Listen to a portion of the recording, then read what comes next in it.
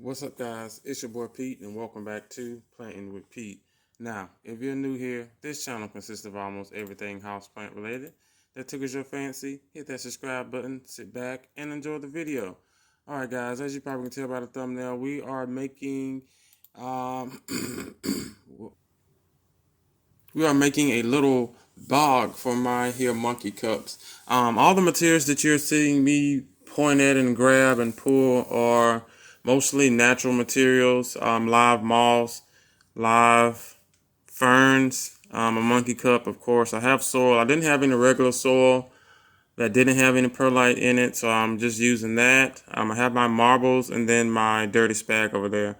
Now, what I'm going to do is kind of like what I do with a lot of rest of my other no drainage plants, and we all know that all three of these plants, matter of fact, can do with a lot of water and prefer a lot of water. But I normally do this, to be honest with you, for one, it just looks good, which is why I did it for this here case. But my other plants is just so that some of the water can drain off of my sphagnum moss, and the plant also can have a little bit more water to absorb if there's anything else down there. Now what I'm doing now is just adding the dirty sphagnum moss to this here container. Now if you're new here, then my dirty sphagnum moss consists of sphagnum moss, of course, which is the orchid grade kind.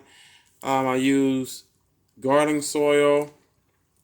I also use sometimes perlite as well. If it's just leftover perlite, I use perlite.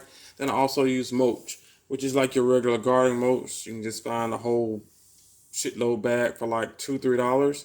Really doesn't matter unless you just want to use a different color moss. But I also had this little piece of driftwood that I've been trying to find something to do with it for so long, aside from just it being a piece of driftwood. But I'm pretty sure I won't use it, and you will see towards the end that I didn't use it. But I am doing is taking the time to actually clean her up. And when I did notice, when I was cleaning her up, a lot of that stuff, dead foliage, is old growth, and then I honestly missed some watering. Again, the same watering that you guys hear me blabbing about for the past couple months now, that same watering. She was already in need of a watering before I didn't water, or I didn't say, well, couldn't water rather, during that there time. But a lot of the foliage did dry up. But during that there time, after I did get water on her, she did bounce back. As you can see, she started giving me cups as well. And then down in the inside, you guys will definitely get a sneak peek of what I found while actually cleaning her out. It was a freaking big shocker to me when I did see it, but it just gave me the green light and heads up, like, hey, Pete, you're doing a good job. But if you can see down in there, there are baby little monkeys, little monkey babies. Yeah, they look good. I actually like the babies better. If it was like a baby monkey cup, I would definitely get that.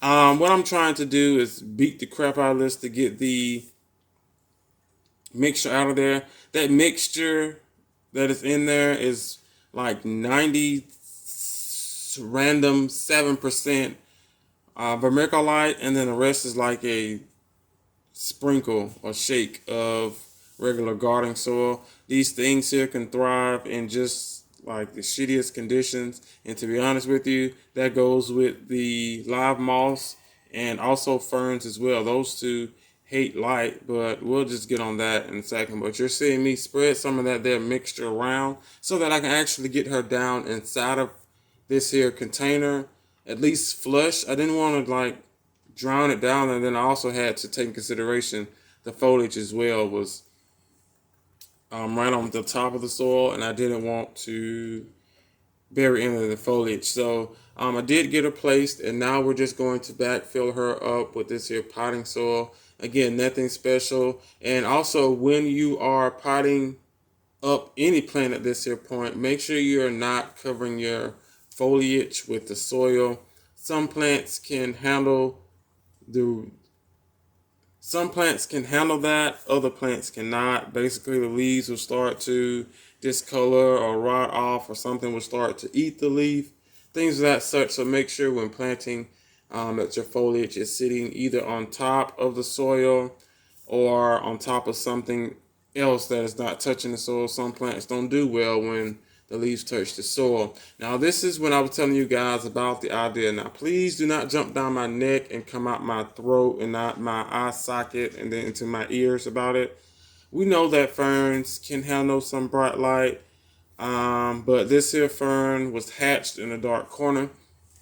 I'm pretty sure you guys have seen or going to see exactly where I got these here ferns from, which is just, yeah, a situation on its own. But yeah, I didn't think this all the way through, but let's just call this here a startup for like a bog or something. But yeah, that there monkey cups loves the freaking sun, you guys, and I'm telling you, like, yeah, I didn't think this through. The moss definitely don't like sun. It's like allergic. Ferns, if you want them to thrive, they are super allergic to the freaking sun. So yeah, we're just gonna call this a little boggy situation. But I did just want to do a regular setup. Now the ferns, just to be honest with you, the ferns, I have been watching them grow, but the ferns was just a add-on last minute because I was just going to use like my monkey cups and then some of that natural moss. So yeah, I just grabbed the ferns because it was like 3 feet, not even 2 feet, to be honest with you, from the little moss bed that is like 10,000 acres. So yeah, but all in all, you will definitely see towards the end what everything looks like. But what I'm just going to do is just call this a beginning bed of a bog because I do want to grow different types of monkey cups. They have so many freaking monkey cups. They have the pitcher plants. They also have the Venus flytraps, which I definitely would like to try again, but had any luck with them. So, I mean, that was when I was younger and really didn't know anything about not using tap water to water them and blase. But yeah, we're just gonna call this a stepping stone to a little bog situation. I do love the clear dish. That was the clear dish, you guys, honestly, that I was going to use for my gloriosum. But yeah, I didn't use it, and as you can see, this is the thing that I used it for. But yes, I'm doing nothing but putting these ferns in. There were 3 that I honestly have been watching them grow for I don't know how long in this here corner. And what I do love about ferns, they really don't need like a deep, crazy pot. They grow their roots clean, like right on top. I mean, they spread like a carpet. Don't get me wrong, but they really don't need a deep pot. If you want to put them in a deep pot, they will definitely get bigger and grow, but they grow in like carpet form. But we're gonna get these down in here. To be honest with you, the hardest part, what I would say, is these ferns. The stems on them, or the branches, however you want to call it. It's a certain, I don't know, there's a certain way things are supposed to look, if you get what I'm saying. Like it didn't look right. So I literally had to do some chopping of some of the foliage, and then also we're just not even going to mention that they're delicate. They may not be delicate, and I'm just heavy-handed, which that's probably the case as well. I broke some. Let's just call it what it is. I broke some. All right. Technically, technically, it was my fault because they were doing fine out in the front, just chilling, and then I came along and whatever. But that is what they're looking like. The fern side is the back side. Basically, the side that is facing you is the back side. So that way, I can actually use. How about this? Basically, like most of my plants, if they're in one location and I don't have the 360, then I will create or force a front spot, or basically a, what do you call it? Yeah, just the front spot, I would say.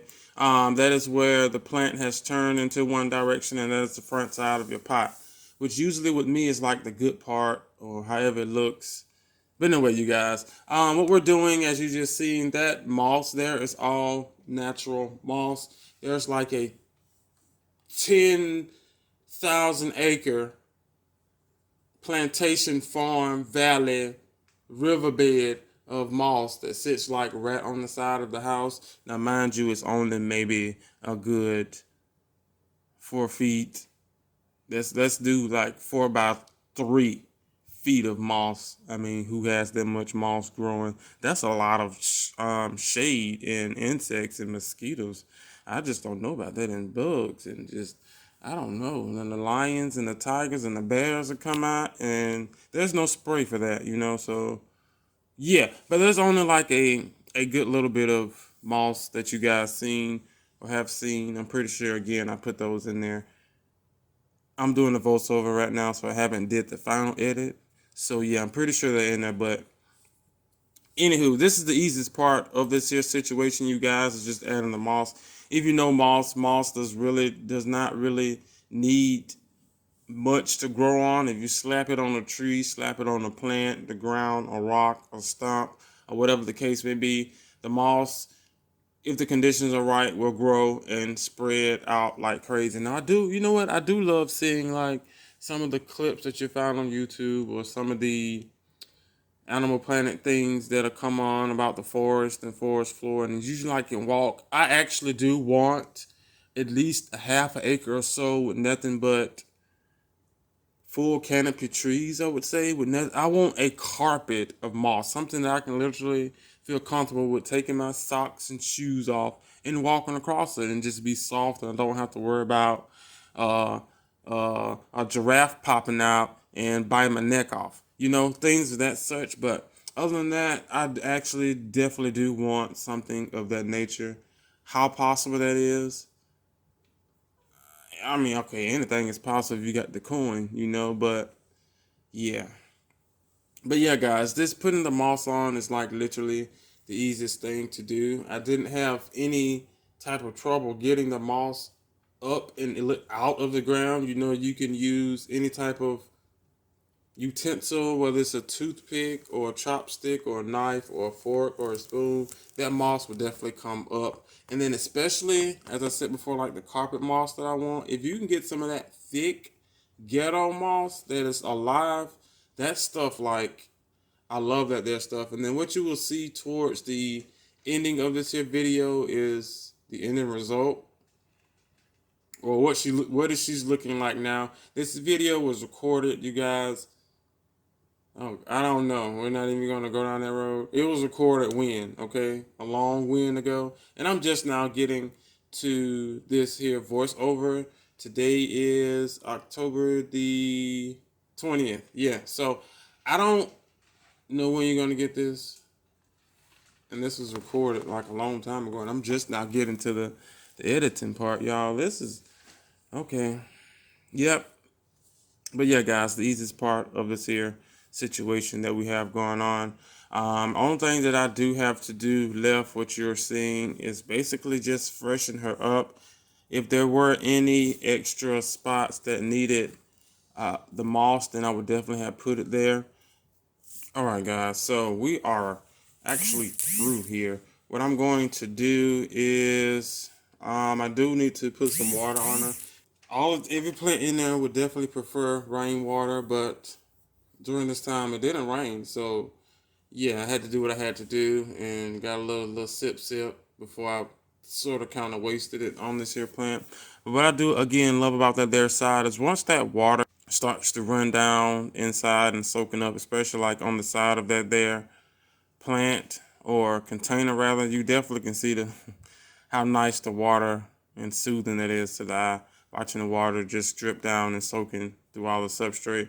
Now with this here situation or setup that I have, everything in here can deal with water. All right, everything in here loves water. Even though this here freaking fern just about hates the sunlight, it loves freaking water. We all know moss just loves water as well. So what I ended up doing, as you can see, was just filling this here container up with the 2 bottles of water that I did have. And what you're going to see towards the end, sorry about that there light, you guys. I'm just still trying to get used to the new ring light. It's powerful and there's a lot going on. But again, yeah, I just soaked them both down. Well, soaked this here plant down with 2 bottles of water so that she wouldn't be thirsty. But what you guys didn't see, and basically what I didn't show you, is that she needed way more water than what you're going to see. So I did have to do maybe, I think it was like another bottle and a half just to get her situated. I did, as you can see, it got a little satisfaction is just swishing the water around just to make sure that everything got hit with some water. Like I said before, this is the reason why I did put in the extra bottle of water that was needed. But all in all, she looks freaking awesome, you guys, and I definitely cannot wait until she starts to shoot out, especially those little babies that are down in there. But this is the front side. This is how she looks and how she's sitting out in the greenhouse. But in all right, guys, this is the final view of her. As you can see, everything is just about the same. Now, some of the live moss did lose a lot of its greenage, which typically happens anytime you move moss, at least with me. But yeah, guys, that is it here for today's video. Please do me a favor, hit that like button if you enjoyed. Also, comment down below. Let me know, have you tried up any setup like this? Everything that I use on the channel will be down in the description box below. And see you on the next one. Bye.